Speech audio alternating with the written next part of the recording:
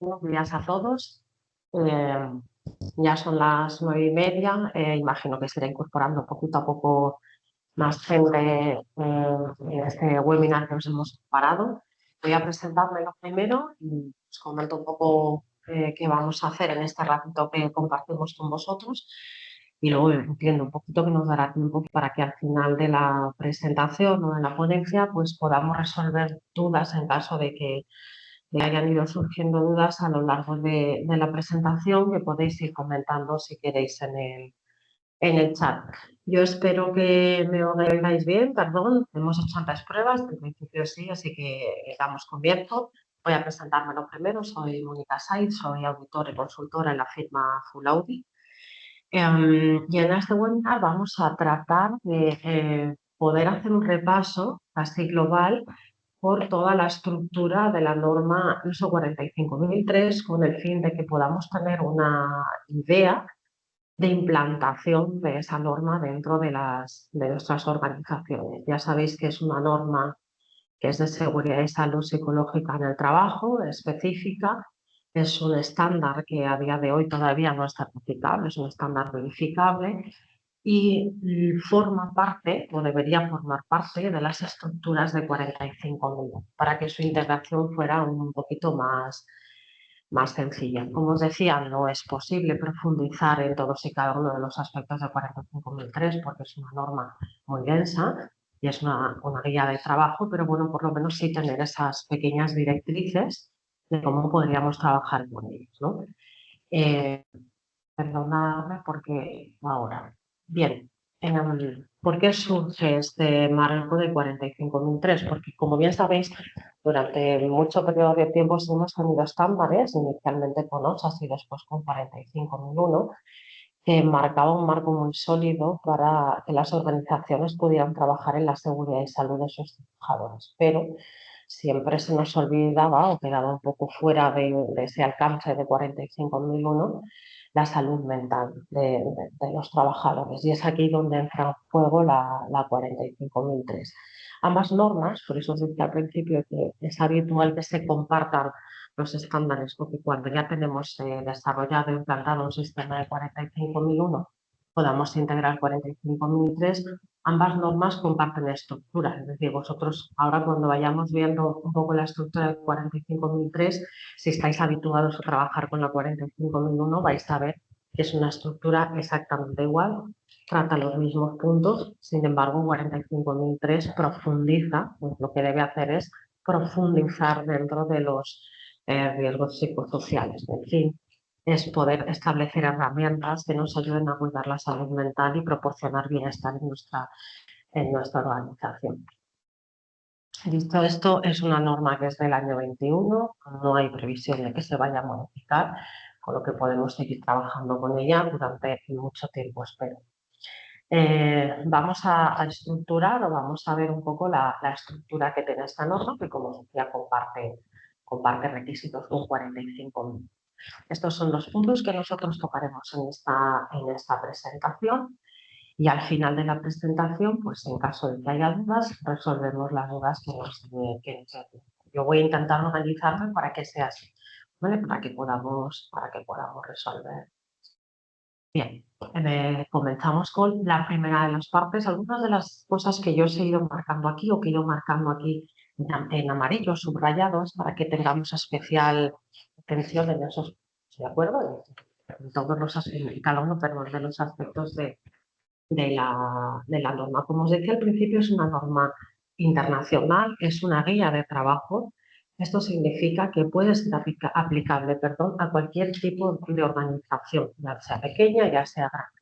Todas las ISO en general son normas de carácter internacional de aplicabilidad en cualquier tipo de organización, en tamaño y en sector. Lo que habrá que hacer, evidentemente, es adaptarse o que la organización se pueda adaptar a los requisitos que la norma nos está marcando. Como os decía al principio, no es una norma certificable de manera independiente porque va muy ligada a que podamos tener un sistema de gestión de 45.001 implantado, porque lo que hace es mejorar todas esas partes que 45.001 recogen los aspectos de seguridad y salud.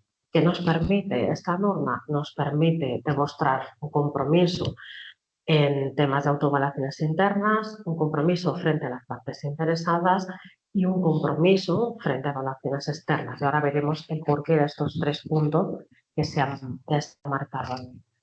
¿De acuerdo? Al igual que otras normas, las características de ISO de sistemas de gestión, esta norma está establecida para que podamos trabajar dentro del ciclo, que si algunos habéis trabajado con otros estándares, quizá lo conocéis, que es el de planear, hacer, ver y actuar. Todas las normas ISO en su conjunto vienen divididas, o vienen, perdón, más que divididas, vienen diseñadas para que podamos trabajar sobre este aspecto.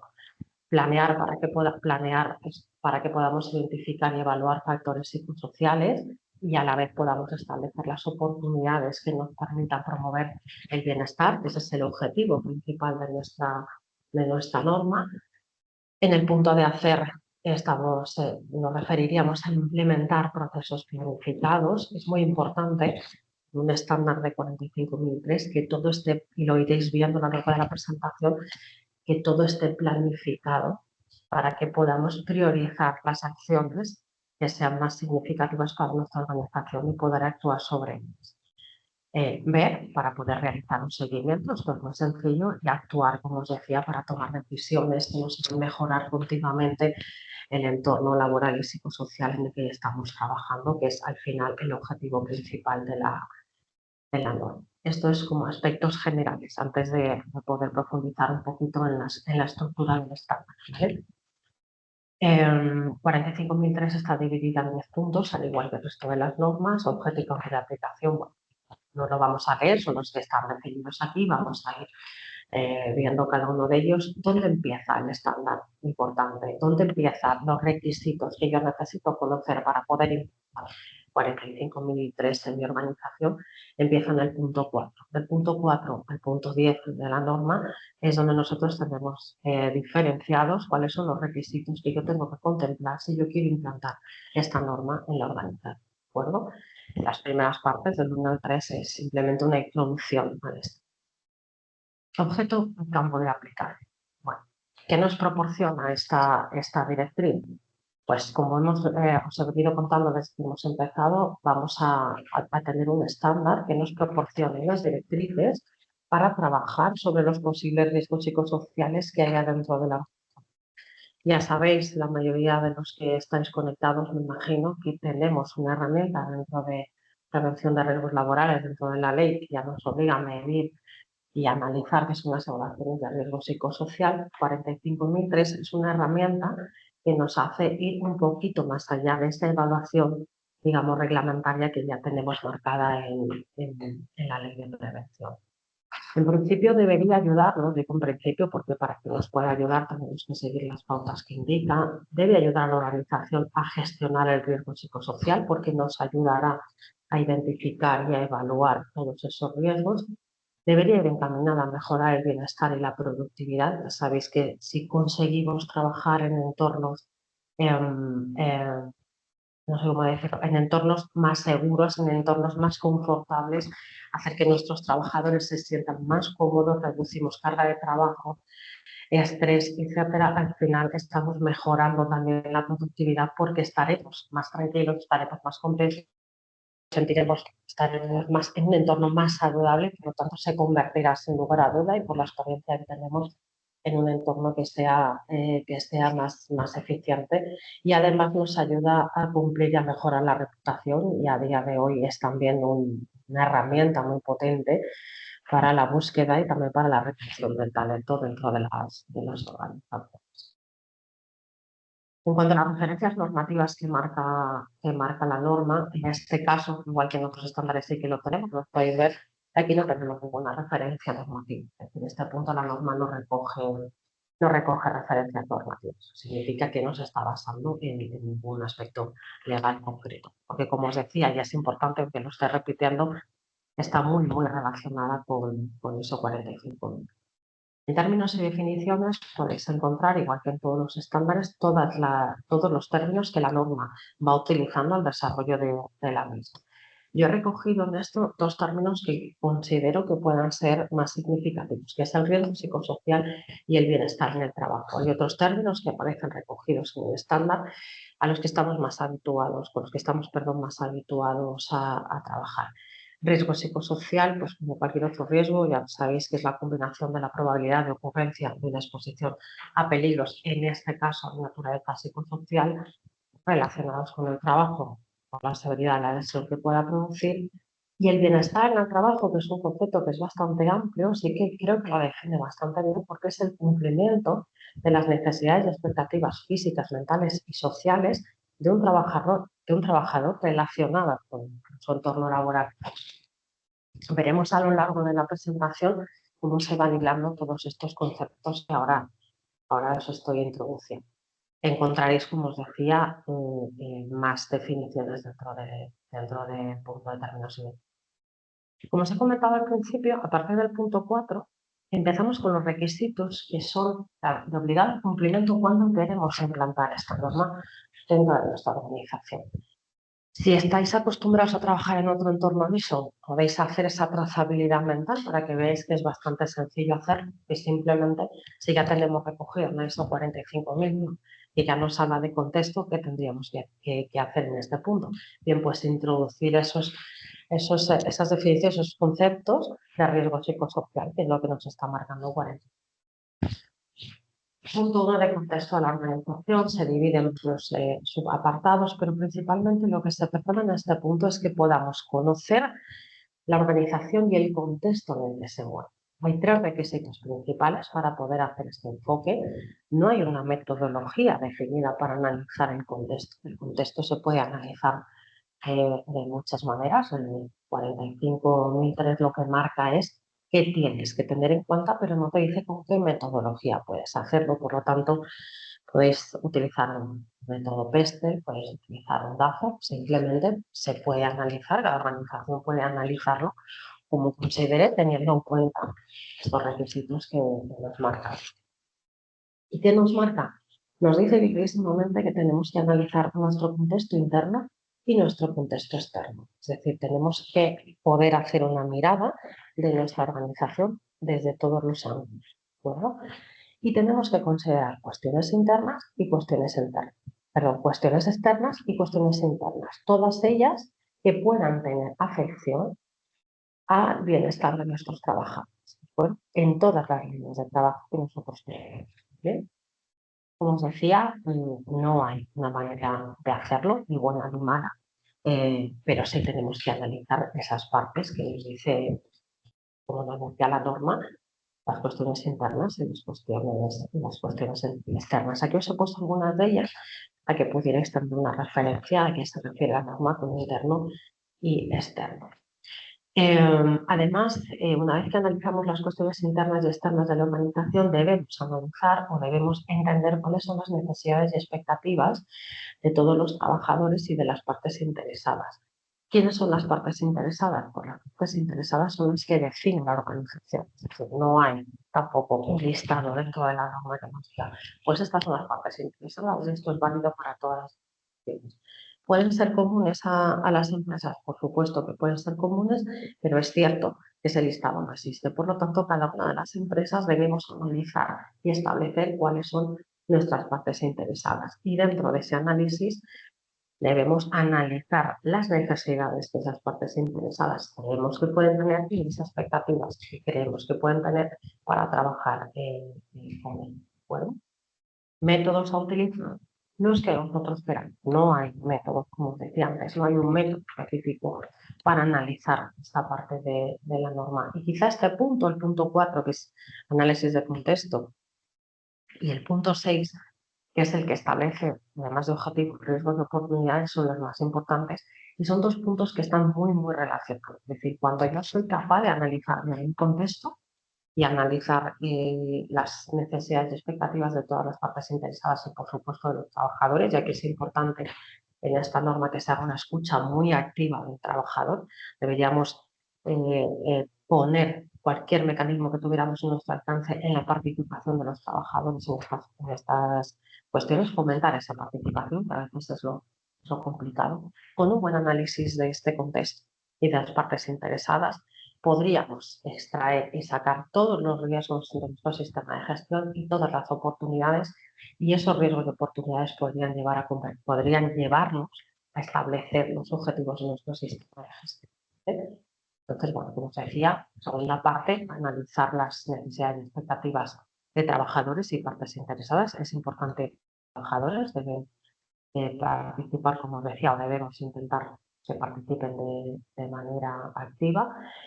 Aunque parezca lo mismo, no es lo mismo una necesidad que una expectativa. Una necesidad, como bien os he marcado aquí, es un requisito esencial que debemos cumplir en el análisis de esa parte interesada que estamos haciendo. Y pues no es lo mismo una necesidad de los trabajadores, por ejemplo, si me ocurre una necesidad que quizá pueda ser mantenerse durante un largo periodo dentro de la organización, por ejemplo, que las expectativas que pueden ser promociones en su carrera profesional o tener seguramente más días de vacaciones o tener más formación. Entonces tenemos que diferenciar muy bien qué es lo necesario, qué es lo mínimo que debemos de cumplir frente a la expectativa, que es hacia dónde queremos llegar, porque no nos olvidemos que los sistemas de gestión son sistemas que van hacia la mejora continua, no se limitan única y exclusivamente a cubrir un requisito legal.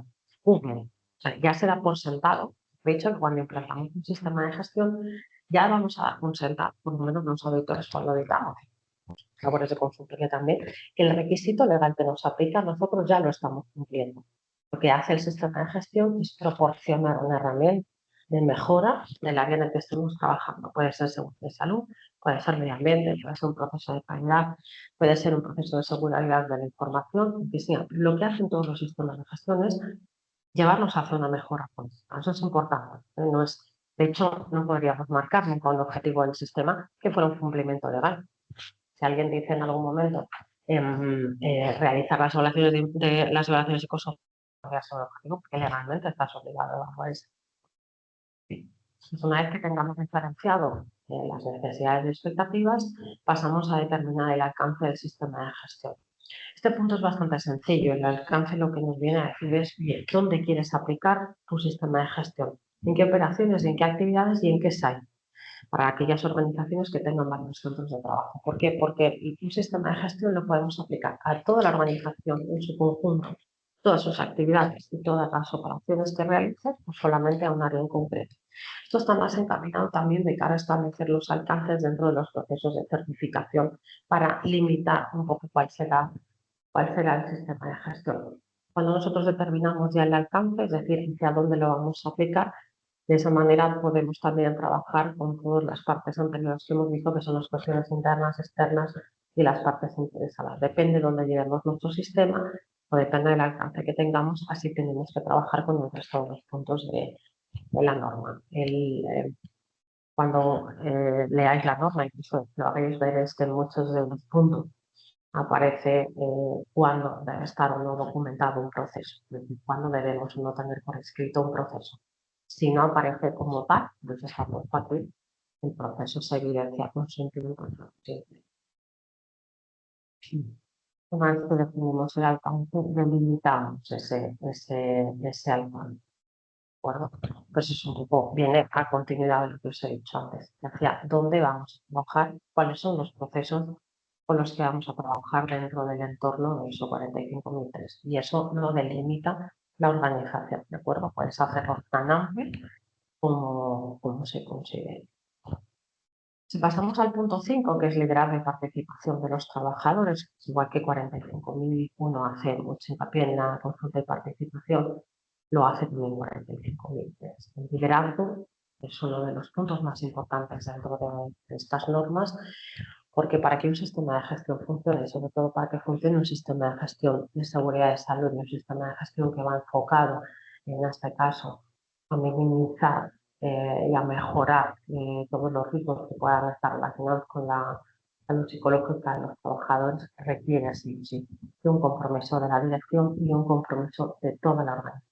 Es decir, si la alta dirección, entre otras muchísimas cosas, no demuestra un liderazgo activo sobre los sistemas de gestión, es muy probable que el sistema no funcione bien, porque es la dirección la que tiene que marcar en la línea estratégica de trabajo en este estándar, en este y en cualquier estándar qué podemos hacer con respecto a eso. Esto fue uno de los grandes cambios que se produjeron cuando las normas se modificaron en el 2015, parte del liderazgo, que se van a seguir manteniendo ahora en las próximas modificaciones que previsiblemente saldrán durante el año 2026. Por lo tanto, es necesario que la dirección pueda demostrar el liderazgo y el compromiso en la implantación de un sistema de gestión.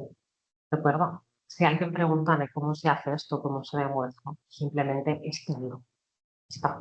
Cuando se está, cuando se le ve, cuando se le pregunta o se le entrevista y conoce en qué está trabajando, cuando se comunica directamente desde la dirección la forma de trabajar en este área. Y por supuesto, cuando se dota de recursos los departamentos que están implicados y que son los que finalmente gestionarán el proyecto. Como parte importante de ese compromiso por parte de la dirección tenemos la política. Debemos lanzar una política que por parte de la alta dirección no simplemente significa que esta política deba estar firmada, que también suele estar firmada, pero se tiene que conocer. Es decir, al final es cierto que nosotros ya nos encontramos en muchas ocasiones, se ha presentado una política en una auditoría y cuando te entrevistas a la dirección no conoce esa política o directamente la dirección no aparece en eso. Es muy difícil que eso pueda hacer que se demuestre el compromiso de la alta dirección. La norma recoge unos requisitos mínimos que debe de cumplir la política, pero principalmente debe ser adecuada al propósito de la organización y a su contexto. ¿De acuerdo? Esta política puede ser la misma política que tenemos dentro del plan de prevención. Pues podemos tunear ambas políticas y hacer que nuestra política, por ejemplo, el plan de prevención que tengamos, pueda recoger los requisitos del 45.003 que son específicos que marca la ley. Importante, como os decía al principio, que se consulte a los trabajadores. Los estándares que esta consulta no la marcan, pero en cuanto al establecimiento de la política y por lo que esa política debería recoger y por la pretensión que debería tener esa política dentro de la organización, deberíamos poder consultar a los trabajadores y deberíamos escuchar lo que esos trabajadores tienen que decirnos, así como poder hacer una consulta a las partes interesadas. Las otras partes interesadas pueden ser otras áreas de trabajo. Esto no sale más allá de la organización. Eso no refiere que no voy a hacer una consulta en caso de que aplique la administración pública de qué le parece mi política de seguridad y salud. Ni muchísimo menos, pero sí a los trabajadores. Cuando tengamos representantes de los trabajadores, evidentemente se hará a través de ellos y si no, bueno, se pueden establecer líneas de comunicación donde los trabajadores, independientemente de que tengamos o no representantes, puedan aportar sus opiniones o sus inquietudes con respecto a las políticas para que esa política sea una política que sea de todos, que es la idea. No es una política que lanza la dirección y que debe ser una política de todos. ¿Vale? Esta política debe estar publicada y debe ser conocida en principio por toda la organización porque debe estar a disposición de todas las partes interesadas. Importante también en estos sistemas de gestión es la asignación de roles, responsabilidades y sobre todo autoridades dentro del sistema de gestión. Esto ya pasa en el sistema de gestión de seguridad y salud. Es decir, hay que definir cuáles son los roles de cada una de las figuras que podemos tener. Tenemos que asignar responsabilidades y asignar autoridad y para ello también tenemos que formar a cada una de las personas en los roles que les hemos asignado. ¿Verdad? Simplemente esta parte importante y remarcado, como os vengo diciendo, apoyar que todos los trabajadores se puedan involucrar en la gestión activa, en este caso de los riesgos psicosociales. Es importante que participen. Es la única manera en la que probablemente el sistema de gestión tendrá un éxito rotundo. No se cuenta con los trabajadores. Estas áreas de trabajo son muy complejas.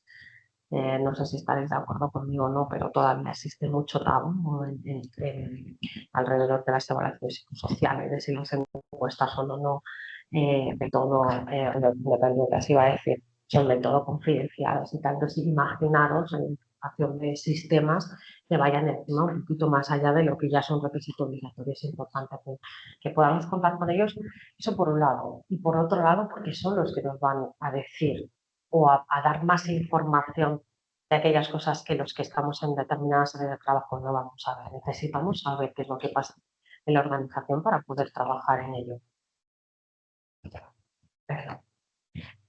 Entonces, de participación lo llevo repitiendo desde que he empezado. Importante este punto de aquí, que es una recomendación hasta hace 45.003, que es escuchar y considerar todas las contribuciones de los trabajadores y partes interesadas. Eso no significa recoger solamente la documentación ni muchísimo o la información que nos llegue, sino tratarla, analizarla y dar un feedback. Es importante y muchas veces cuando auditamos es algo que se echa en falta. Es decir, oye, lanzamos muchas propuestas, pero no sabemos dónde quedan las propuestas. No todas se van a poder llevar a cabo, ni muchísimo menos. Eso es evidente. Pero que sí considero que es importante en este estándar que se desafíe. Pues se han recogido, no se han recogido, y se puede hacer de muchas maneras. Casi todas las organizaciones a día de hoy ya tenemos una plataforma, una intranet en la que volcamos mucha información. En ese mismo punto se pueden ir volcando este feedback. Fomentar la consulta y participación en todas las partes del sistema de gestión. Quizás la parte más difícil de hacer, porque es verdad que muchas veces establecemos todas las herramientas que están en nuestra mano para que esto se produzca y aún así no llegamos. Entonces hay que buscar cada vez más herramientas para que se involucren todos los trabajadores. Involucrar a los representantes de los trabajadores y promover siempre una participación. Como os decía, con todos los medios que tengamos a nuestro alcance. Esto es importante. No lo conseguimos, bueno, pues ya tendremos que recorrerlo, ¿no? Pero en la medida de lo posible, todo lo que tengamos a nuestro alcance, todo lo que tengamos en nuestra mano, deberíamos ponerlo a disposición de los trabajadores para que participen en este sistema. Esto en cuanto al punto 5. En el punto 6 os decía al principio que el punto 4, que es todo el análisis de contexto de la organización y la delimitación de ese alcance, estaba muy relacionado con el punto 6, que es planificación. Planificación con dos puntos principales: la identificación de los riesgos y oportunidades y el establecimiento de objetivos, ¿de acuerdo? Además de identificación y evaluación de requisitos legales, pero bueno, dos puntos principales: planificación y el establecimiento de objetivos. Riesgos y oportunidades, la identificación de riesgos y oportunidades no es el riesgo de la evaluación de riesgo, ¿de acuerdo? Es la identificación de los riesgos y oportunidades que vienen derivados del análisis del contexto de la organización. Evidentemente tendremos en paralelo una evaluación de riesgos que llevará a una planificación de actividad preventiva con una priorización de las acciones, etc. Eso lo tenemos muy claro.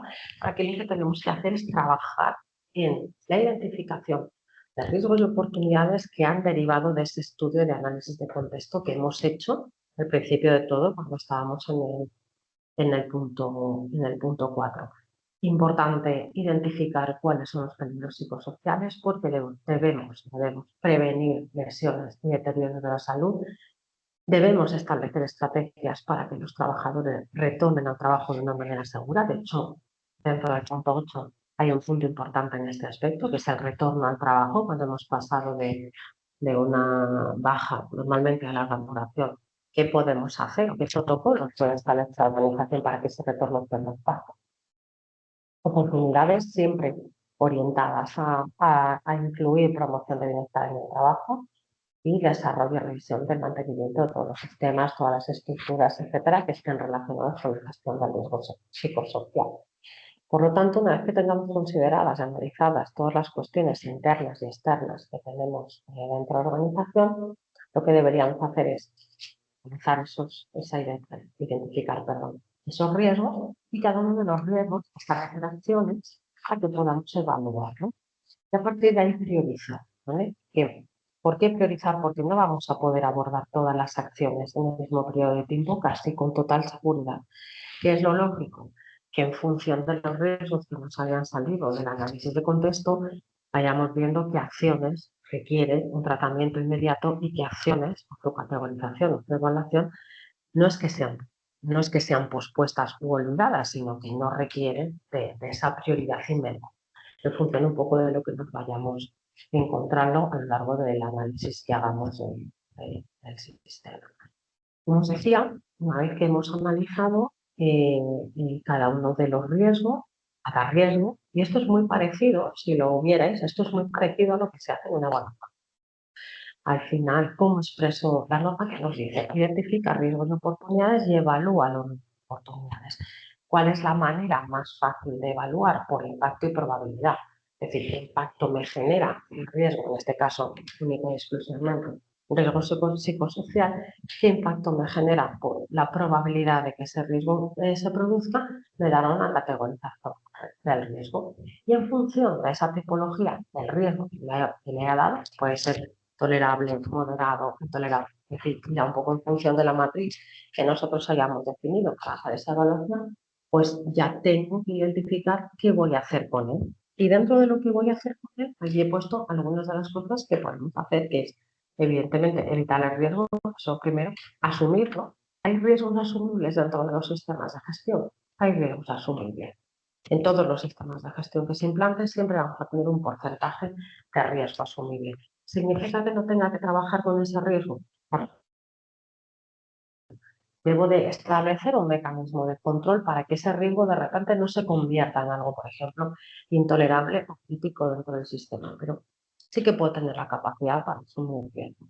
Tengo que establecer la eliminación de fuente, tengo que asegurar medidas que cambien la probabilidad de que ese riesgo se produzca o que se produzcan las consecuencias, etc.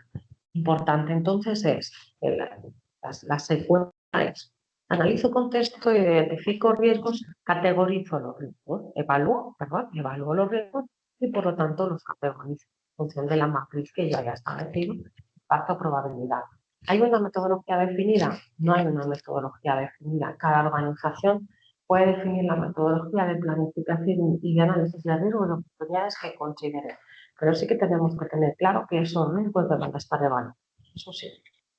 El mecanismo de evaluación que cada uno de nosotros quiera establecer dependerá del análisis que haya hecho inicial.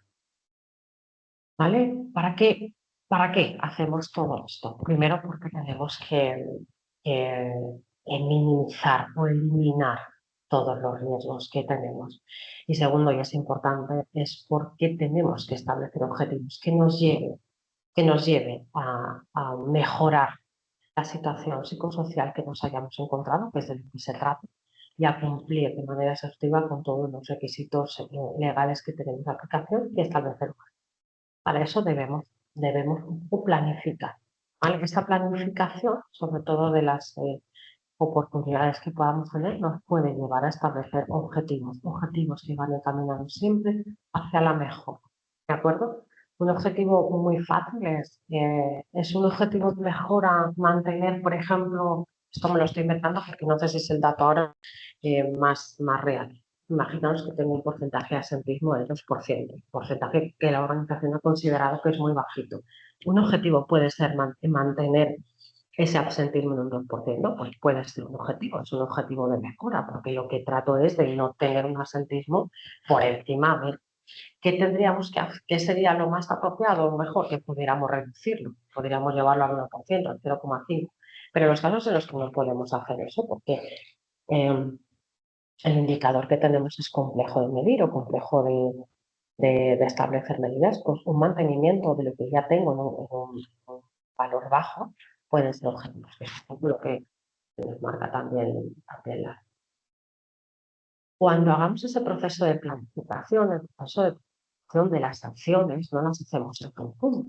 Sacamos así el dedo y hacemos a ver qué podemos hacer. Tenemos que analizar cada una de las variables que tenemos y establecer la metodología más adecuada para que la planificación sea acorde a la identificación del riesgo que hemos sacado. Tenemos que contar con los trabajadores, como decía antes, tenemos que analizar todos los procesos, tenemos que analizar las evaluaciones de riesgo también que ya tenemos definidos, tenemos que analizar con qué recursos cuento, porque si no tengo recursos, pues difícilmente voy a poder hacer ciertas cosas, analizar otros métodos de evaluación de riesgos que nos puedan llevar a minimizar lo que nos ha salido. Es decir, tenemos que buscar dentro de todas las herramientas que pueda haber dentro de seguridad y salud, perdón, y dentro siempre el entorno psicosocial, pues la que nos sea más fiable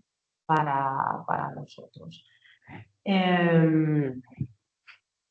Bien, es cierto que al igual que en otros puntos o en otros documentos de seguridad y salud en riesgo psicosocial, aparece esta norma y aquí nos lo podía poner porque es verdad que se iba mucho en la presentación, pero lo tenéis en las tablas que os identifico aquí. La norma distingue tres grandes fuentes de identificación del riesgo, que es la organización del trabajo, los factores sociales y ambiente, equipos de trabajo y tareas peligrosas. Y dentro de cada una de las tablas que yo os he puesto aquí, os identifica varias posibles situaciones que se puedan dar. Pues es una herramienta bastante buena en ese sentido porque ya nos ayuda un poco a canalizar, no se nos ocurre, no somos capaces de profundizar mucho, nos ayuda un poco a canalizar dónde podemos tener las fuentes de riesgo y las diferencia en tres grandes áreas. Y eso nos permite también trabajar por áreas a la hora de establecer herramientas de corrección o herramientas de control de los riesgos. ¿Vale? Más sencillo hacerlo así que identificar un estado al conjunto de riesgos. Entonces, yo os recomiendo que si en algún momento lo hacéis, en algún momento os podéis a trabajar con este estándar, vayáis a esas tablas para organizar esas fuentes de identificación conforme lo marca la norma. ¿De acuerdo? Bueno, aquí os profundizo un poquito más en lo que es la planificación y la identificación de esos riesgos psicosociales que se pueden producir y algunas recomendaciones de cómo podemos mejorar ciertos aspectos o qué podemos tener en cuenta para mejorar ciertos aspectos que entendemos. Es algo importante dentro del estándar y pasa en 45 minutos, que es diferenciar entre lo que es el peligro y lo que es el riesgo. ¿De acuerdo? El peligro es cualquier elemento, situación o acto con potencial de causar daño y el riesgo es la probabilidad de que ese peligro se pueda, aquí hay un error, perdonar, de que ese peligro se pueda materializar. Y hay que diferenciarlo muy bien cuando estamos trabajando con un estándar de ISO 45. Me refiero a 45001 o 45003 porque hace esa diferenciación muy clara. De hecho, en el análisis de riesgos y oportunidades, marca que identifiquemos las fuentes, que identificamos el peligro y que identificamos el riesgo posterior. Claro, tendríamos que tener bien marcado. ¿De acuerdo? Como os decía, una vez que tenemos identificados los riesgos y oportunidades, lo que tenemos que hacer es evaluar esos riesgos y oportunidades simplemente con el objetivo de categorizar y de esa manera priorizar las acciones, que es lo que os estoy identificando en esta parte, priorizar e identificar aquellas acciones, las acciones que tenemos que ejecutar. Una vez que hemos obtenido nuestros riesgos, los hemos categorizado. Cuando hacemos esto la primera vez, evidentemente, si no tenemos fuentes de información anterior, pues no sabemos en qué modo se pueden materializar los riesgos que hemos identificado. Entonces, es por ese motivo por el que inicialmente hacemos una identificación y la norma ya nos dice que de manera periódica debemos hacer una revisión. Por dos motivos, porque lo que os decía al principio, yo analizo riesgos y oportunidades que derivan del contexto que he identificado inicialmente. Los contextos de las organizaciones a lo largo del tiempo pueden cambiar. ¿Cambian siempre? No sabría decir. Yo he hecho muchas auditorías y me he encontrado a lo largo de los años en auditoría que el contexto se mantiene porque la actividad que es donde se desarrolla y donde se desarrolla no ha sufrido grandes cambios y en otras ocasiones sí que se han producido cambios significativos dentro de ese análisis de contexto y eso ha hecho que la organización tenga que replantear todo su análisis y por lo tanto ese replanteamiento nos llevará también a modificar la evaluación de riesgos y oportunidades. Luego, no son elementos del sistema que sean fijos, son elementos dinámicos, igual que todo el sistema de gestión simplemente es un elemento, es una herramienta de trabajo y debe ser una herramienta de trabajo muy dinámica. tenemos que tener la capacidad de poder tener documentación que nos permita trabajar e ir avanzando con ella conforme vayamos modificando dentro de nuestra organización aquellas acciones que hayamos tomado inicialmente. Entonces, importante identificar riesgos, cuantificar esos riesgos, evaluar esos riesgos y establecer acción y priorizar esas acciones para poder. Aquí es un poquito más a modo de resumen lo que os estaba diciendo hasta ahora. Tenemos que planificar acciones para abordar riesgos y oportunidades, para abordar requisitos legales y otros requisitos. Yo no he hecho mucho hincapié en esta parte porque os decía al principio que debemos cumplir con los requisitos legales y otros requisitos. Una de las cosas que se revisa siempre en un proceso de auditoría es que esté cumpliendo con los requisitos legales que me implican. Eso es lo primero que debemos hacer. Esos requisitos legales sí pueden mejorarse, es decir, puedo ir a más de lo que el requisito legal me está pidiendo. Y evidentemente estas acciones se deben de organizar para que podamos responder siempre ante situaciones de emergencia. ¿Qué ocurre en este punto? Hay un punto de la norma que es identificación y evaluación de las situaciones de emergencia, pero esto también es un requisito legal en muchas actividades, bueno, muchas no, perdón, en todas las actividades. Por lo tanto, es cierto que esto lo tenemos regulado y contemplado en otros puntos, ¿no? Bien, siempre este aspecto es importante, que es cuando planifiquemos acciones, vamos siempre a considerar las mejores prácticas que tengamos. Siempre, siempre, siempre vamos a considerar la mejor opción. Evidentemente tenemos que tener en cuenta que vamos a tener recursos económicos, materiales y humanos para poder llevar a cabo las acciones planteadas, pero vamos a considerar siempre la mejor práctica, ¿de acuerdo?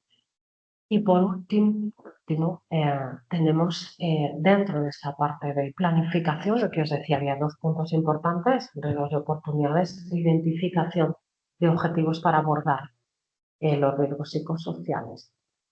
Objetivos para mejorar, objetivos para reducir, objetivos para minimizar los impactos que determinadas situaciones estén produciendo en nuestros colaboradores, en los trabajadores que tenemos a nuestro cargo, en los equipos de trabajo. Ese es el objetivo. Es decir, tenemos que establecer planes de acción que nos ayuden a minimizar el riesgo psicosocial que se está produciendo y que se produce en todas las organizaciones en mayor o menor medida, ¿vale?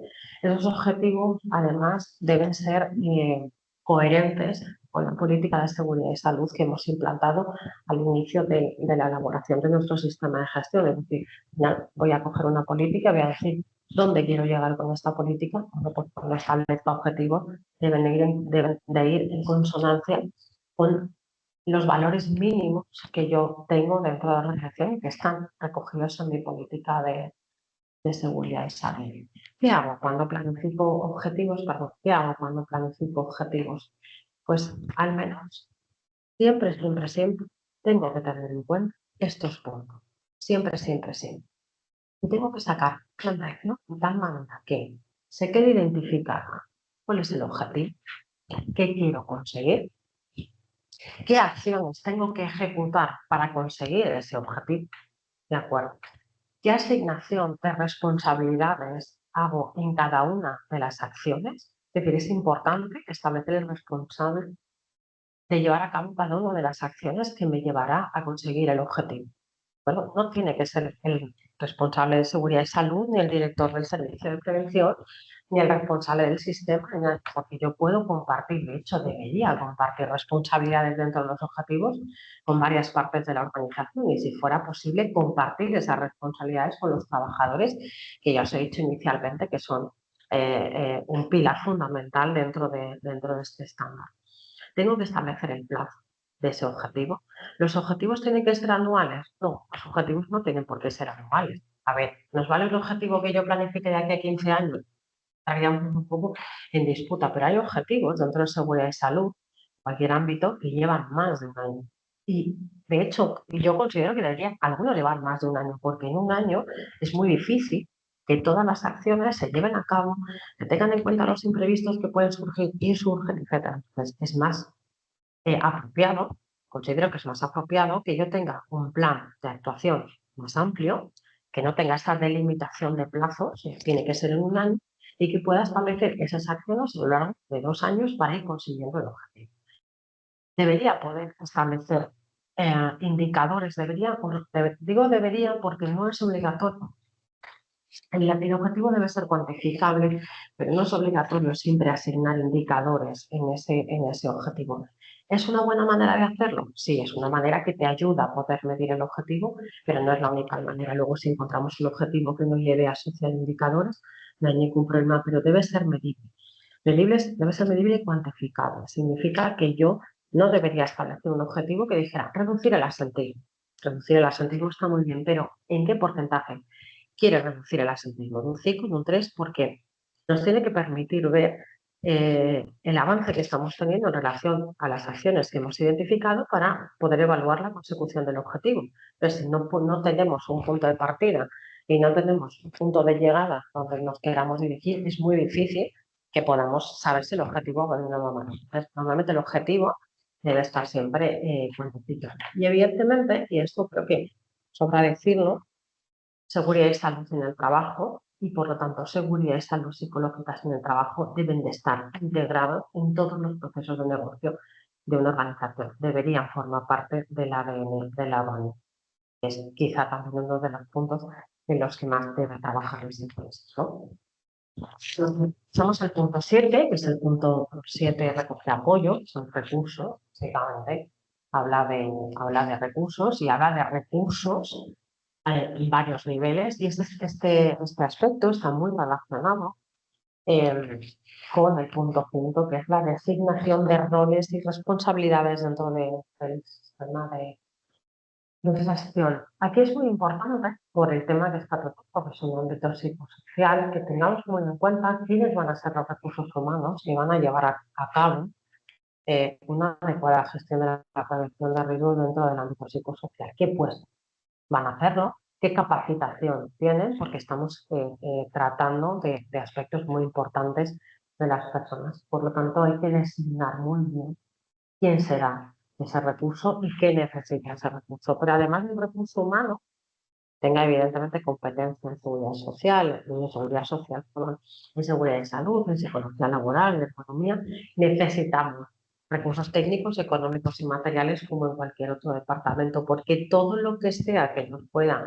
ayudar, muchísimo mejor. Técnicos, no sé si muchos de los que estáis aquí sois técnicos de prevención, pero ya sabéis que muchas veces no contamos con herramientas de trabajo en la gestión de la prevención de las organizaciones y con software, etcétera, que sería muy positivo que pudiéramos tenerlos porque facilitaría muchísimo el trabajo.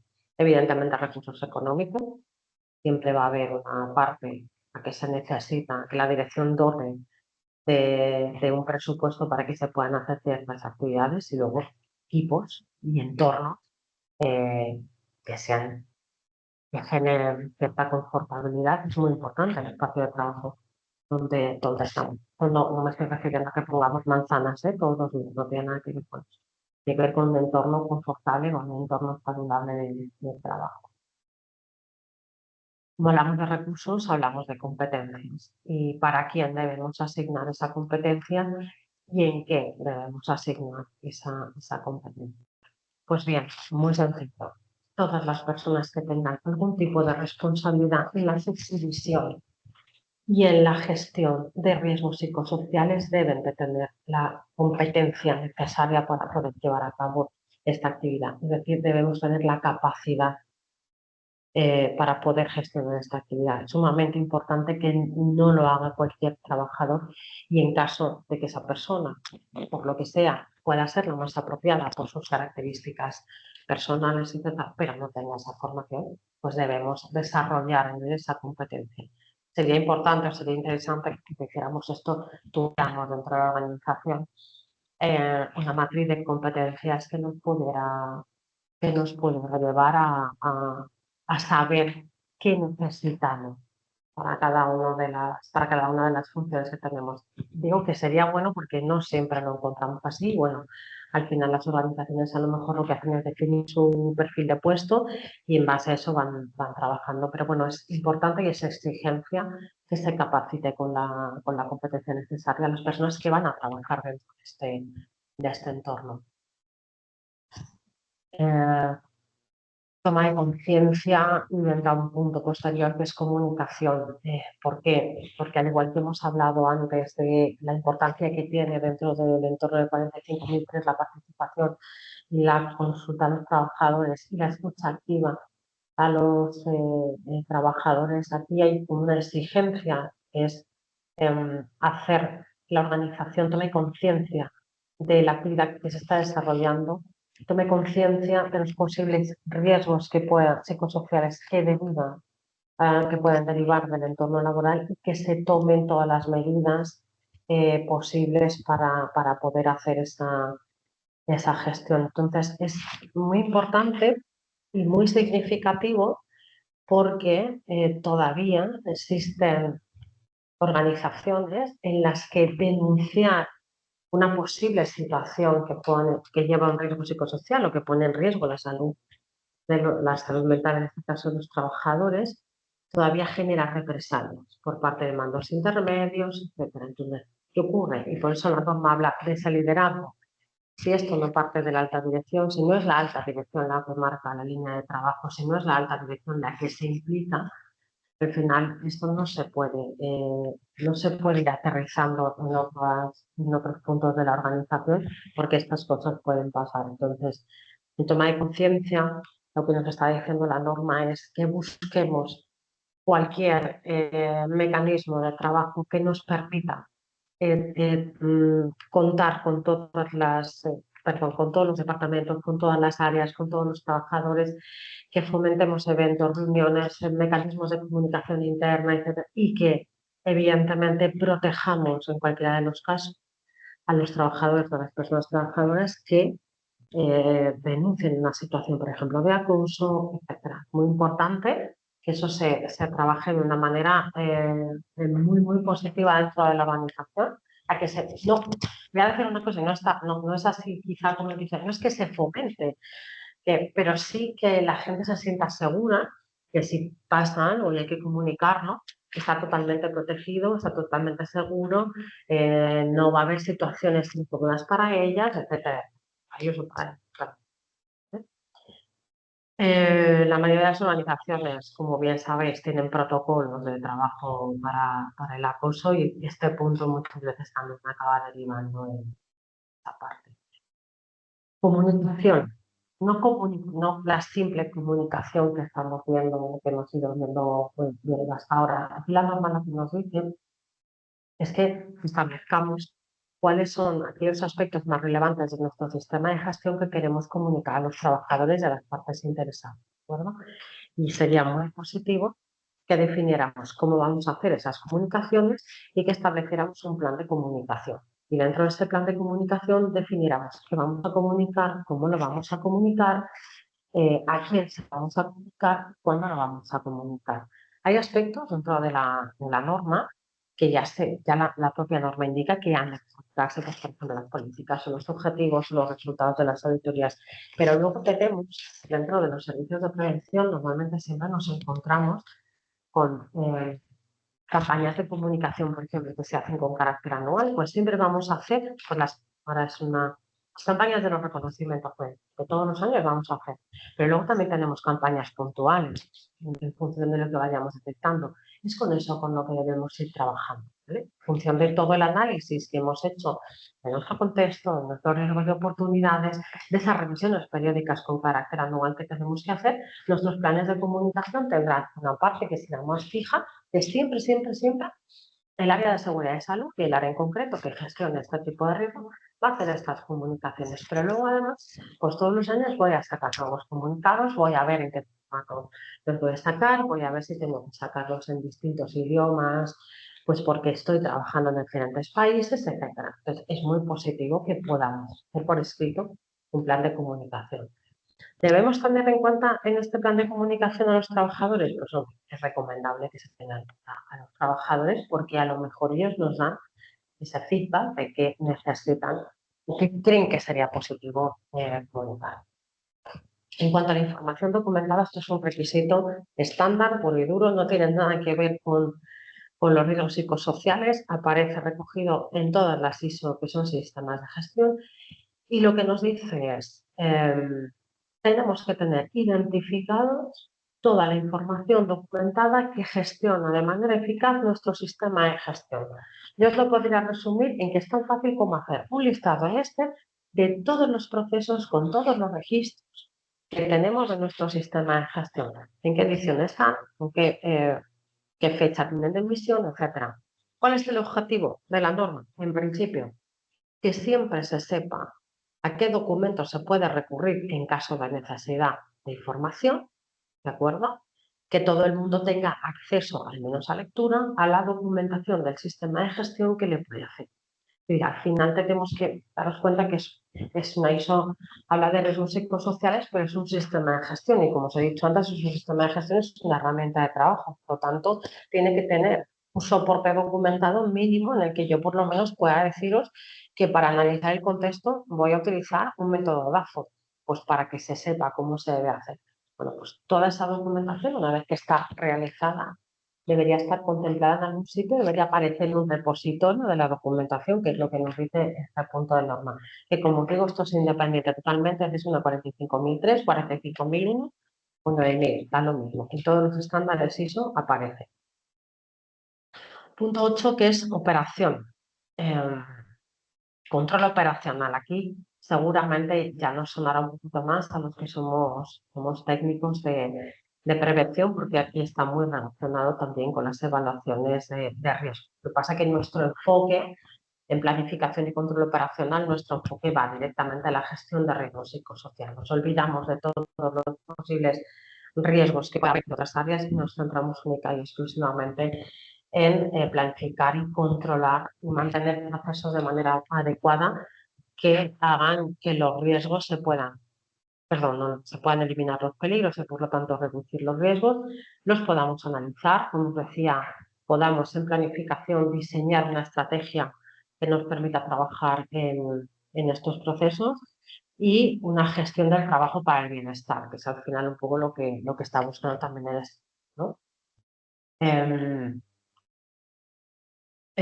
Hay un punto, y aquí este requisito es distinto a lo que podemos encontrar en otros estándares, que es a la hora de gestionar los riesgos sociales, tenemos que establecer diferentes niveles de intervención. ¿De acuerdo? Estos son aspectos nuevos que si veis 8.1 del 45.001, esto no se identifica de esta manera. Aquí nos dice que en función del riesgo psicosocial, cuando vayamos a gestionar estos riesgos, deberíamos establecer diferentes niveles de intervención que simplemente darles más importancia a unos que a otros, nos diferenciaríamos entre primarios, secundarios y terciarios. ¿De acuerdo? Una vez que tengamos esa planilla hecha, diferenciaríamos los niveles en función del primario y secundario. ¿Vale? Bueno, esto sigue o va en continuidad un poco de lo que hemos estado hablando hasta ahora, que es todo el punto 8 nos habla de las medidas de control que tenemos que establecer para corregir, para eliminar o para minimizar y para los riesgos psicosociales y promover el bienestar en el trabajo. Todas las estrategias, que es el objetivo, deben elaborarse en conjunto o en consulta con los trabajadores y sus representantes, si no, de verdad os digo por experiencia que no suelen salir bien si no contamos con los trabajadores. No va bien. Yo muchas veces cuento el ejemplo este y es, yo no corrijo mi proceso, yo identifico riesgo, pero como no voy a corregir el proceso para que el trabajador asuma que le están pasando X cosas, pues le voy a poner un psicólogo y ya estoy corrigiendo el riesgo psicosocial. En este señor está amargadito de la vida, no quiere ir a trabajar, tiene un desajuste brutal en su jornada de trabajo, en su gestión de tiempo, pero yo en vez de corregir por encima, que probablemente el problema esté por encima, probablemente no, casi con total seguridad, lo que hago es que le pongo un gabinete de psicólogos y entonces pues este señor cuando finalice su jornada pues ya se va a terapia y no es esa la solución y de hecho esta norma está totalmente en contra de todo eso. Lo que nos está diciendo y es importante es, mira a ver qué te está pasando, corrige desde el inicio y luego ya veremos si tienes que establecer otras cosas, pero corrige desde el principio. Por eso es importante que se identifiquen bien los riesgos psicosociales, que se reduzca el impacto con las medidas necesarias a los trabajadores y que promovamos un entorno laboral saludable. Si no podemos reducir todo el impacto, porque veíamos al principio que hay riesgos que son asumibles, pequeñitos, y a lo mejor no podemos reducir todo el impacto. Siempre va a haber actividades, siempre va a haber picos de trabajo que van a generar estrés, van a generar malestar. Yo no puedo eliminar ese riesgo, probablemente no pueda eliminar ese riesgo. Hay actividades que trabajan por turnos, no se puede, y eso afecta evidentemente a la salud de cada uno de nosotros.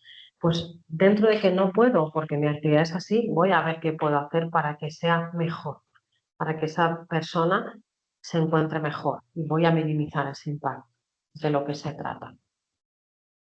Bien, ay, perdón. No sé si recordáis que os he dicho que la norma recoge varias tablas, ¿no? Entonces, esas tablas. Pues aquí lo que establece es un poco dentro de cada una de las tablas que hemos identificado, que os las voy a pasar rápido y no comentan, organización del trabajo, factores sociales y el entorno, ambiente, equipos y tareas productivas. Bueno, pues, ¿qué nos dice? Dentro de cada una de esas tablas, como lo que ha hecho ha sido identificarnos como 3 áreas de trabajo para identificar esos riesgos, lo que nos dice es qué se puede hacer, con lo que hemos puesto aquí, más bien no nos lo dice, lo que hemos puesto aquí es más bien qué podemos hacer en cada una de esas situaciones. Entonces, ¿qué medidas podemos llevar a cabo en aspectos de un control de riesgo social con relación a la organización del trabajo? Aumentar, por ejemplo, la flexibilidad en el trabajo, pues determinados descansos, pues para desconectar, los protocolos de desconexión digital, por ejemplo, consultar sobre cambios en el lugar de trabajo y sus efectos, la definición de roles, realizar tareas, asignación tareas según competencias, etcétera. Pues una serie de medidas claves que podemos tener en cuenta. En el caso de los factores psicosociales, pues otras medidas también que podemos tener en cuenta para controlar esos riesgos que se puedan producir, que básicamente es establecer pues, políticas específicas, formaciones, acceso a servicios de apoyo, asesoramiento, pero desde la perspectiva que os he dicho antes, voy a analizar primero qué me está pasando y luego ya te pongo este medio para que tú también lo puedas trabajar, promover entornos de trabajo que estén libres de situaciones de violencia o acoso, etcétera. Y en factores, esto ya va relacionado un poco con el entorno y teniendo en cuenta, como os decía antes, que hay situaciones, perdón, hay organizaciones con actividades que no pueden corregir todo esto porque evidentemente pues si estoy trabajando de noche me estoy acordando, pues Mercamadrid trabaja de noche a las 4 de la mañana, yo qué sé, dentro de que eso hay que hacerlo, pues vamos a ver si podemos hacerlo de la mejor manera posible, pero este punto va también muy relacionado a mejorar todavía más si cabe, que ya se entiende que debe estar hecho, toda la parte de seguridad física al trabajador, ¿de acuerdo? Establecer todas las medidas de control que estén a nuestro alcance encima de lo que nos marca la legislación para mejorar los entornos de trabajo.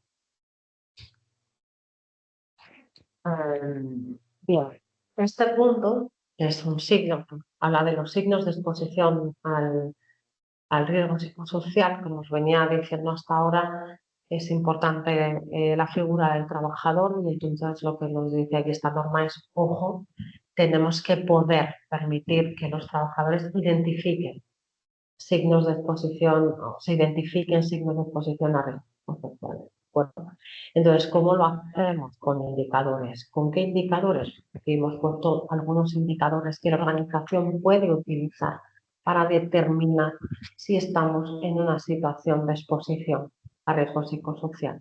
¿De acuerdo? Entonces, para esto hay que tener lo recomendable o lo que es más fácil de hacer, yo creo, es poder tener equipos de trabajo que nos permitan de manera periódica analizar todas estas patitas o estos indicadores que yo os he puesto aquí, porque muchos son por observación del propio responsable, por observación de un compañero. Por eso es importante que tengamos esa accesibilidad de todos los responsables o de todas las personas que están designadas en esta área de trabajo, que haya esa accesibilidad y esa buena comunicación para que en caso de que estas situaciones se produzcan, puedan llegar a nosotros sin temor a ningún tipo de represalia y nos puedan dar un toque y nos puedan decir, oye, que hemos visto que mi compañero fulanito de repente pues está más inquieto, está más nervioso, está. Y tened en cuenta una cosa, y es que no podemos traspasar esa delgada línea que existe entre lo que es un ámbito laboral y lo que pueda ser un aspecto personal, que evidentemente nuestra situación personal afecta en el trabajo y el trabajo afecta a nuestra situación personal, que debemos ser muy cautelosos, perdón, a la hora de tratar estos temas. Por eso la norma también en la parte de tanto de competencias como de roles hace hincapié en quién va a hacer qué y que esa persona esté muy, muy preparada y esté muy concienciada del trabajo que puede tener que llegar a hacer para que nadie se pueda sentir incómodo y evidentemente con el único fin, siempre, siempre con el único fin de poder ayudar y mejorar la situación de la persona que podamos encontrar en esta situación. Bien, tenemos que tener en cuenta, y es importante, y nos habla gestión del cambio, ahora nos hablará el otro punto que también nos decía antes que es importante, que es cómo los cambios que se pueden producir dentro de una organización afectan a la salud, afectan a la seguridad y afectan al bienestar dentro de las organizaciones. Y aquí tenemos que considerar varios cambios que se puedan producir dentro, dentro de una organización y que afectan, lo queramos o no, a los trabajadores, que son cualquier cambio en actividad, procesos de trabajo, es decir, cuando hay un cambio de equipo, cuando hay un cambio de soporte, cuando pasamos de trabajar con un entorno que ya conocemos a otro que desconocemos, los picos de estrés que eso nos genera, y eso nos pasa a todos. Cuando nos cambian las tareas, cuando de repente cambian la organización del trabajo, o cuando se ha cambiado a un responsable y donde queríamos las cosas de color negro, ahora las queremos verde. Cuando hay cambios en los requisitos legales, es decir, todo esto que a priori se puede vender como que es una cosa estupenda, que los cambios son buenos, y no digo que no sean ni muchísimo menos. Los cambios pueden ser muy buenos y muy positivos, pero esto afecta a nuestro bienestar sin ninguna duda. Afectarán más o menos en función también de cómo seamos cada uno de nosotros. Y luego yo creo también que aquí también tenemos que tener en cuenta la edad de la gente con la que estamos trabajando. Probablemente haya cambios que a personas que, no me sé las generaciones, pero personas que tengan entre 25 y 30 años, me lo estoy inventando. Un cambio tecnológico, por ejemplo, de un programa no les genere tanto estrés, porque si hablamos a lo mejor de personas que vienen trabajando siempre a mano, ahora de repente les ponemos un software y tienen que meterlo todo ahí, tal, probablemente les genere muchísimo estrés y eso al final lleva a consecuencias importantes dentro de la salud del trabajador. Entonces hay que tener muy claro y muy definido qué cambios se van a producir, si es que se van a producir cambios a futuro, que es un poco aquí lo que la norma nos dice. Vamos a ver, ¿tenemos previsión de cambios? Sí, tenemos previsión de cambios. ¿Estos cambios cómo pueden afectar? Pueden afectar así, así o así. Es una primera aproximación, luego tendremos que trabajar si eso realmente es así. Pues en función de lo que hayamos definido, ¿de acuerdo? Ir priorizando también qué acciones tenemos, que ese cambio, en el momento en el que se produzca, el impacto sea el mínimo posible para nuestros trabajadores. Esta parte es quizá la más complicada un poco de hacer porque es cómo controlo yo todo el proceso de compras y subcontratistas y cómo controlo yo los riesgos psicosociales que derivan de esto. Desde mi punto de vista es complicado de hacer porque es muy difícil poder llegar a un acuerdo o tener la misma cultura de trabajo en riesgos psicosociales con todas las organizaciones con las que interactuamos en este sentido. Entonces, en la medida de lo posible, bueno, ¿qué se está haciendo? Pues se están poniendo en algunos, está formando parte, el control de riesgos psicosociales está formando parte de algunos de los requisitos, algunos de los contratos que pueda haber pues, en temas de licitaciones y tal, pero realmente aterrizado a la realidad es muy difícil, es muy difícil de controlar, muy, muy difícil. Podemos, hay una parte que sí que podemos hacer, que está puesta aquí, que es, por ejemplo, en el tema de entregas de materiales, etcétera, para evitar que nuestros trabajadores puedan romper con su rutina, con tal, pues establecer horarios y cosas así, pero más allá de eso, de momento es muy complicado que podamos establecer esto porque da cuenta que es trabajar con empresas externas. Pues sí, es verdad que cuando hacemos coordinación de actividades y puedan venir a nuestras instalaciones, hay aspectos que podemos tener en cuenta, pero es complicado. Pero bueno, ¿qué nos dice la norma? Que en la medida de lo posible, siempre que podamos, debemos tener algún proceso que controle los riesgos psicosociales que surjan de la exposición a peligros que están relacionados con la compra, con la contratación externa. Entonces, nosotros podemos establecer ese requisito y luego vamos viendo la manera en la que lo podemos ir. Bien, otro punto importante que es la preparación y respuesta ante situaciones de emergencia, muy simple y muy fácil de reconocer. Lo primero que tenemos que identificar es cuáles son las situaciones de emergencia, posibles situaciones de emergencia que se pueden producir y representan riesgos psicosociales.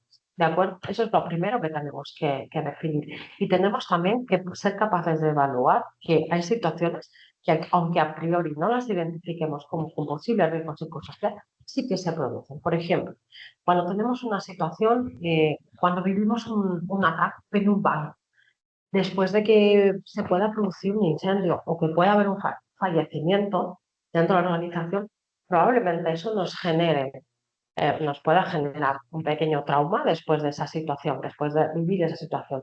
Pues eso es lo que tenemos que analizar. Aquí no es tan importante identificar qué vamos a hacer si se produce un incendio, porque deberíamos ya tenerlo identificado en nuestros planes de emergencia o en nuestros planes de autoprotección, en función de la actividad que desarrollemos.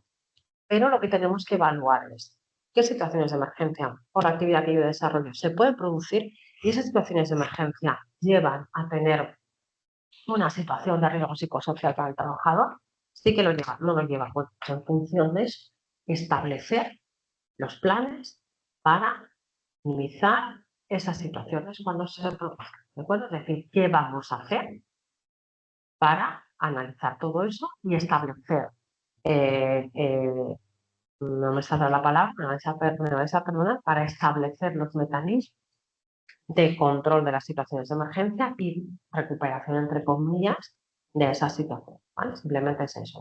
Voy a identificar, voy a ver qué puede pasar y voy a establecer una respuesta planificada para esas emergencias, de tal modo que cuando se produzcan yo ya tenga protocolo activado de trabajo.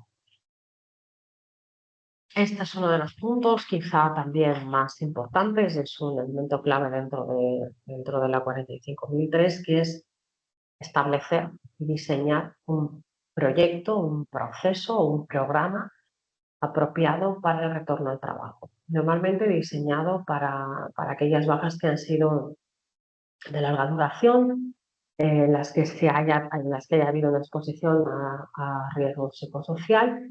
¿Y qué tenemos que hacer? Pues tenemos que diseñar un programa de acogida para que esa persona retorne al trabajo de una manera segura y vuelva a formar parte de la organización. Es cierto que cuando pasa mucho tiempo y la persona vuelve a incorporarse a su centro de trabajo, han podido pasar muchísimas cosas, ha podido haber muchísimos cambios y necesitamos que poquito a poco se vaya reincorporando de una manera progresiva, porque tenemos que tener en cuenta que viene de una situación que probablemente haya sido compleja.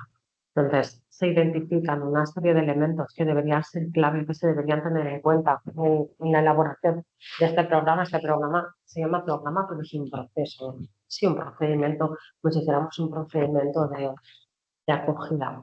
Tenemos que facilitar accesos a servicios de salud laboral y asesoramiento confidencial en caso de que sea necesario, al igual que cuando tenemos personas que han tenido un accidente y de repente hay que hacer un ajuste dentro de su puesto de trabajo. Aquí también se tiene que poder valorar eso, hacer un ajuste razonable durante el proceso de retorno y establecer unos periodos de tiempo de retorno de ese trabajador para ir poco a poco introduciéndolo en la rueda. Tener una supervisión competente por parte de la dirección. No me estoy refiriendo a la alta dirección, pero sino por parte de responsables. Y esa supervisión competente no es estar constantemente encima a ver qué está haciendo, a ver si se encuentra bien, a ver si no, pero simplemente ir pudiendo ver la evolución de esa persona una vez que se ha incorporado. Poder monitorear la eficacia de este programa es importante porque los programas los tendremos que ir ajustando. Yo puedo establecer un programa a día de hoy, me puede parecer magnífico, pero de repente empiezo a tener ese retorno y a mí no me está funcionando para nada.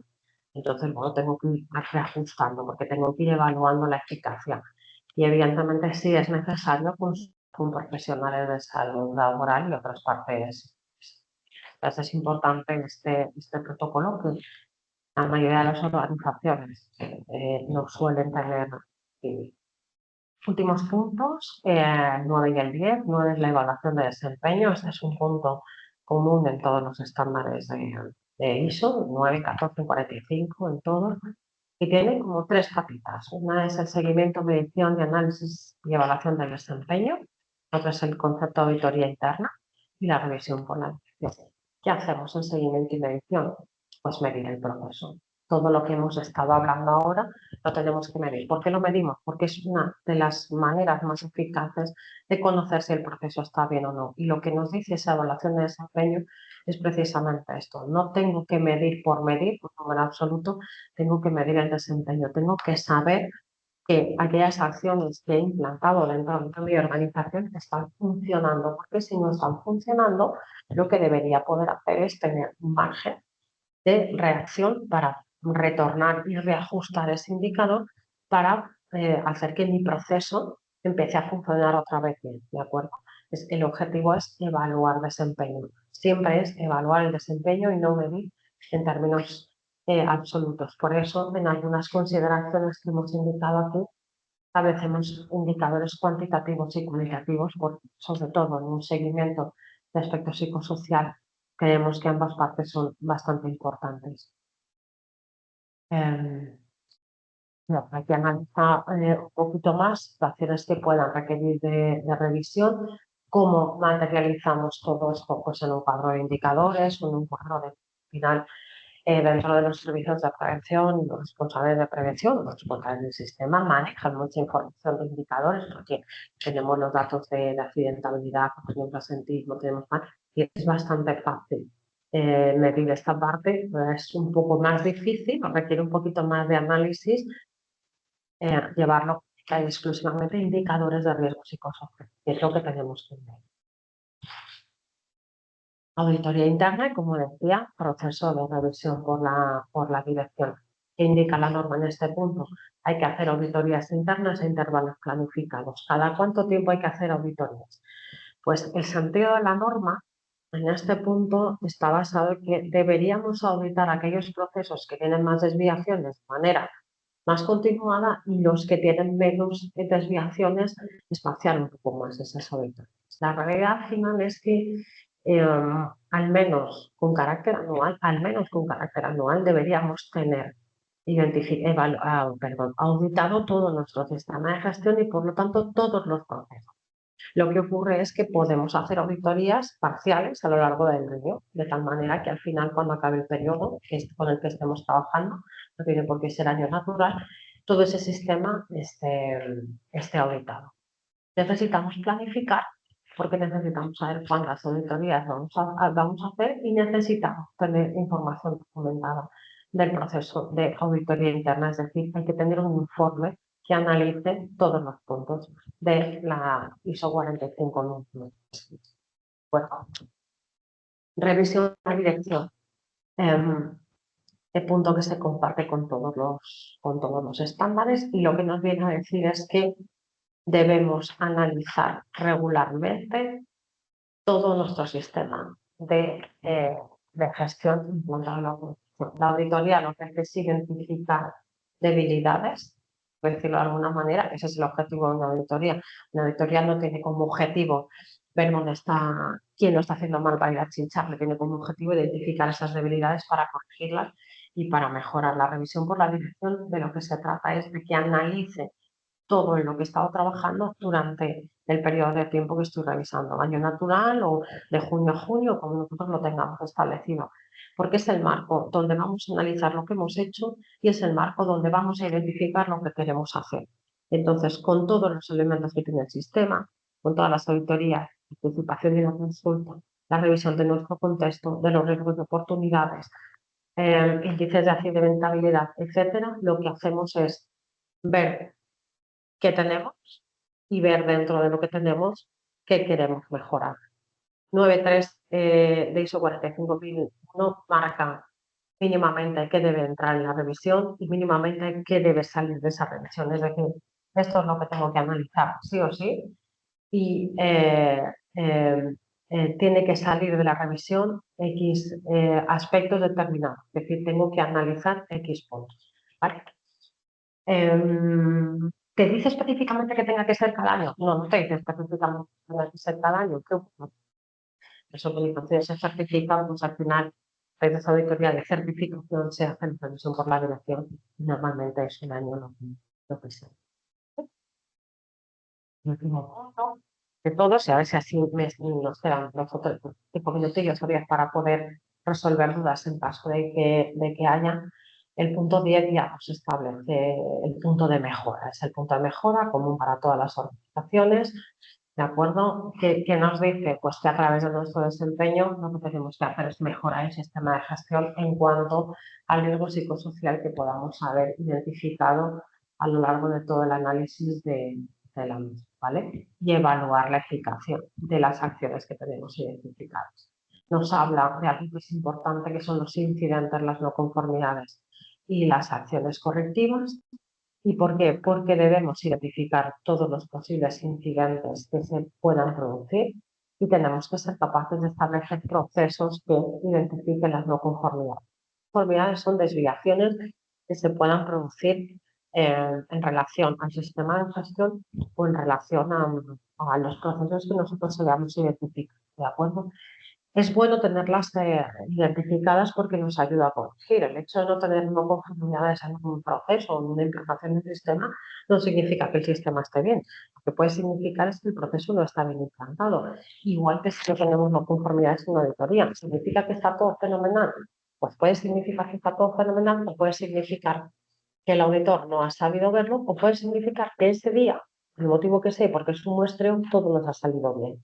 ¿De acuerdo? Pero no hay que llevar el hecho de no tener conformidades a que, uy, lo tengo todo fenomenal, ya no tengo que hacer nada, mucho menos. Las no conformidades, por un lado, que es la identificación de esas debilidades que tenemos, esos problemas que se han producido por incumplimiento de algo, y la acción correctiva va directamente relacionada con la no conformidad. Trato de marcar una opción que haga que esa no conformidad, por un lado, se corrige y por otro lado, no se vuelva a producir. Es el objetivo de las acciones correctivas. Y por último, en todo el resumen de plano nos hablan de la mejora continua, que no viene a decir mucho, que es verdad que es un punto que nunca viene a decir mucho, porque todos los puntos anteriores ya nos están llevando siempre que todo lo que hagamos en nuestro sistema de gestión vaya encaminado sí o sí hacia la mejora continua. Lo decía al principio, tenemos cumplimiento legal, evidentemente hay que cumplir con los requisitos legales, pero los sistemas de gestión lo que hacen es ir más allá de ese cumplimiento legal y lo que tratamos es de establecer todas las herramientas que están, de implantar todas las herramientas que tenemos a nuestra disposición para mejorar el área que sea, en este caso, la gestión de los riesgos psicosociales en las organizaciones. Y hasta aquí sería la presentación que hemos preparado para este webinar, que nos quedan 5 minutillos. No sé si hay alguna, voy a dejar de compartir para poder ver el chat. No sé si hay alguna duda o no, pues si ¿alguien quiere comentarnos algo? ¿Quiere comentar algo? Yo estoy a vuestra disposición.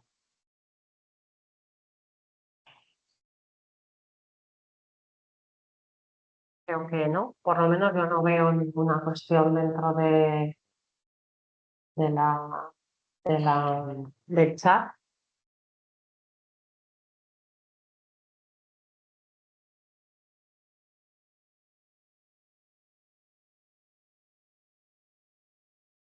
Solo está preguntando si vamos a colgar la grabación. Pues creo que sí, se cuelga. Está aquí mi compañera Susana Moreno, que ha estado conmigo en la presentación. Creo que es la que os puede responder. Creo que sí que se colgará, lo que no. Sí, Mónica, tanto Vale, la grabación como la ponencia que has utilizado se colgarán en la página web en el apartado de eventos, en el vale. evento que hay destinado a hoy, al webinar de hoy. Lo tendrán yo creo que a partir de mañana o máximo mañana jueves, entre mañana o el jueves.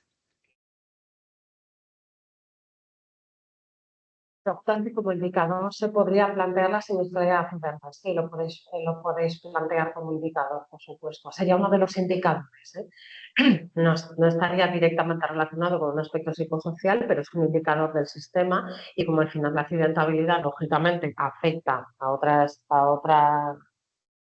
otros procesos, sí podéis plantear como indicador. Mm. El indicador sería, yo creo, más bien viendo la reducción de esa siniestralidad, estableciendo pues acciones que nos lleven a esa consecución. Aunque si hay mucha siniestralidad en accidentes de tráfico, en desplazamiento, pues estableciendo medidas específicas, pero sí, sí se puede.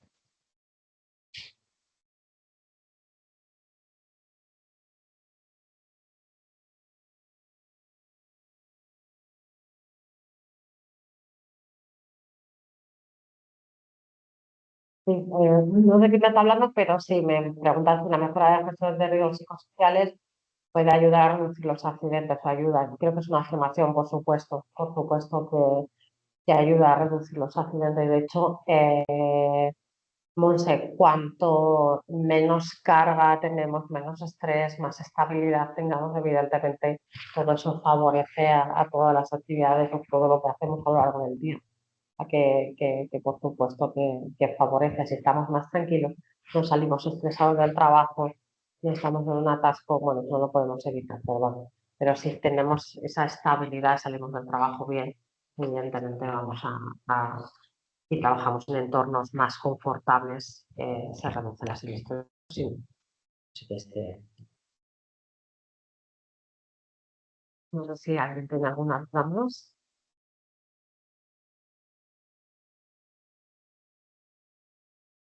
Yo creo que, yo creo que no, pues lo que os decía mi compañera Susana, se colgará la presentación y la grabación a través de nuestra página web, que me imagino que la podéis tener disponible por finales de semana. Vamos a dejarlo por si acaso, finales de semana, y ahí también nuestros datos de contacto, por si queréis contactar con nosotros para alguna cuestión, pues podéis hacerlo, podéis buscar toda la información a través de la página web de Fulauque, que estaremos encantados de atenderos. Así que yo por mi parte, si no hay nada más, me voy a despedir. Encantada de haber compartido este rato con vosotros. Sí que se hace rápido, se hace muy rápido porque es poquito tiempo el que tenemos y bueno, pues no nos da para más. Pero si tenéis alguna duda, que estoy encantada de poder ayudaros sin ningún problema. Así que aprovecho para desearos, para daros las gracias por haber estado conmigo y para desearos un buen día y ya una buena semana. Encantada a todos. Un abrazo.